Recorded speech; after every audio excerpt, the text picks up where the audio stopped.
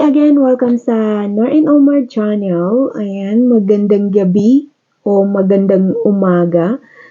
Inuna ko yung magandang gabi kasi gabi ngayon dito sa akin. Magpapahinga na sana ako kaso naisipan ko na lang na i-share ko muna yung aking bagong nalaman. So ayun na nga guys, dahil sa ang title ng ating video ay paano magpaharang sa bagong update ni YouTube. Ayan. Kasi guys, napapansin nyo ba na pag pumapasok tayo sa nagla-live, ako na minsan naiirita ako kasi pag pumapasok ako sa nagla-live, hindi ako nahaharang. I mean, walang yung ad na pagkapasok mo, walang ad na makikita ka, diretso ka na sa naka-live. Tapos, pag may link na ibinababa ay kailangan mong mag-go to channel na lang kasi hindi siya nag-a-asol. Yung link na ibinababa ay hindi asol kasi puti ba? O ano bang kulay? So, ayun nga guys. Ganito lang pala kadali yun. At dahil sa antok na ako, ayan, hanapin na natin kung sino yung naka-live na para masampulan natin at maipakita ko na rin sa inyo. So, ayun, maghanap tayo ng naka-live. Ito pala si Sis Mashal, naka-live siya. Ayan, pasok muna tayo. O, diba guys, hindi ako naharang?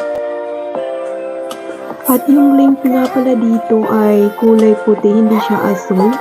Bali, ang gawin natin, labas muna tayo. Punta tayo sa history. Punta tayo sa playlist.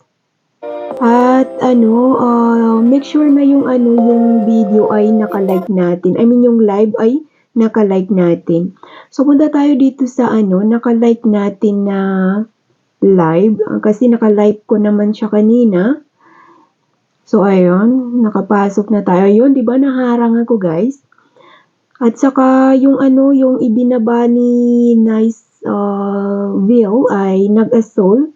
At pwede na natin pindutin yung kanyang video kung gusto nating panoorin. So, ayun lang naman guys, ipinakita ko lang sa inyo na doon tayo pala pupunta sa playlist at doon tayo mahaharang. Click natin yung naka-like natin na live. Tapos yun na, mahaharang na tayo. At saka mag-asol na yung mga link na ibinababa. Bali, hanggang dito na lang ang aking video. At please guys, pa-support naman. Click the subscribe button dyan. At notification bell button para ma-notify ka sa mga next na upload ko. See you!